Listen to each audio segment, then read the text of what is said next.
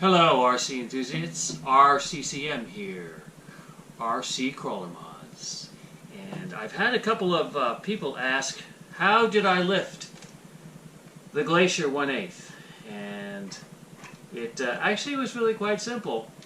All I did was I bought longer oil shocks, and that's basically it. Now, setting them up was a little bit different.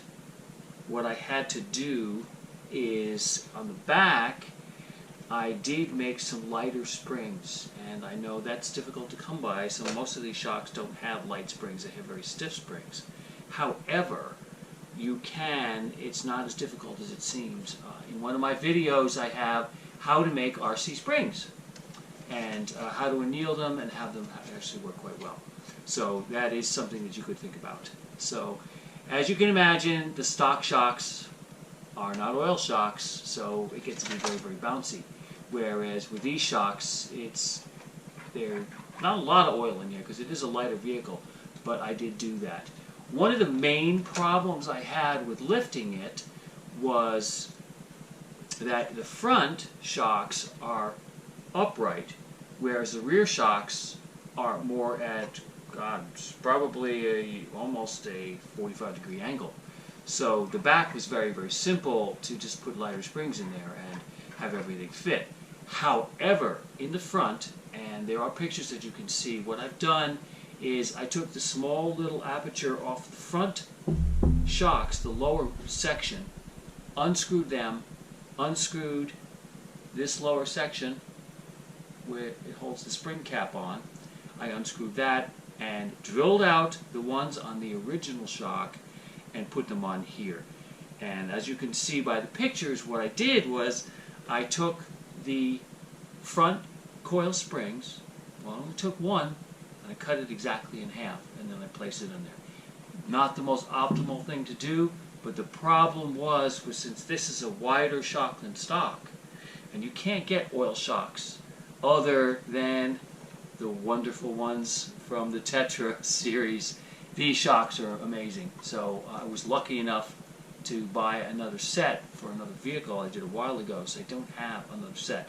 Eventually, I will change to the Tetra shocks. These are amazing. But anyway, go with what you got, as I always say. So what I had to do is literally, there's a little, when you take the shock apart, when you take this type of shock and you take it apart, there's a little rubber cap that has a little bubble to it.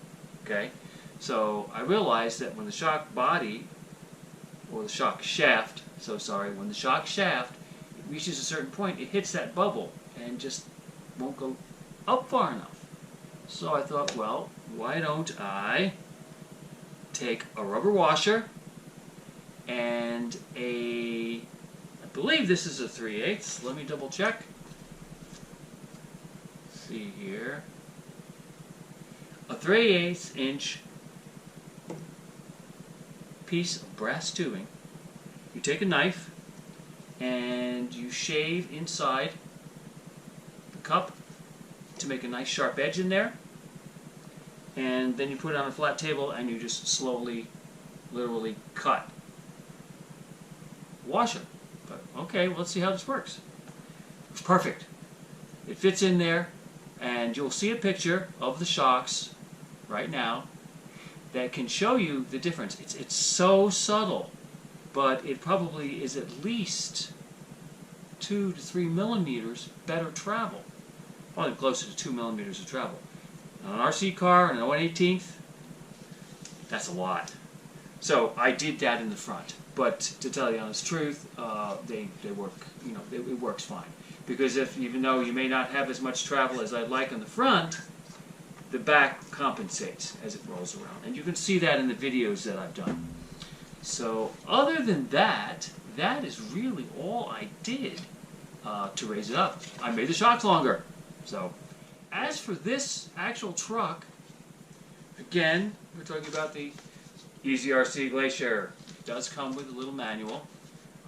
Really only about 2 pages of manual in English, and then the rest is a lot of different other languages like they normally do today. It does come with a screwdriver, and if you can see that in there, it comes with a screwdriver and a metal wrench. I always like that, metal wrenches. And of course the RC charger that's specifically for this battery in here. The thing I like about this is that the compartment is pretty well concealed. So if you can see one of my other videos, I was in the water with it right up to the base of the bumper. So I was a little nervous that I was going to just blow out the electrics. This is not waterproof, but it really is pretty good. If I look in the bottom here, you can actually see that there is a space where you can see the motherboard. So that's a little bit hairy.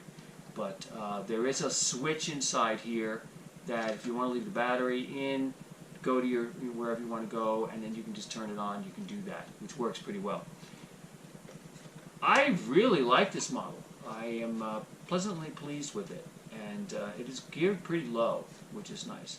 And I have some other projects that are in the works, so stay tuned, subscribe, and comment. Have a wonderful, wonderful week. Take care. Bye-bye.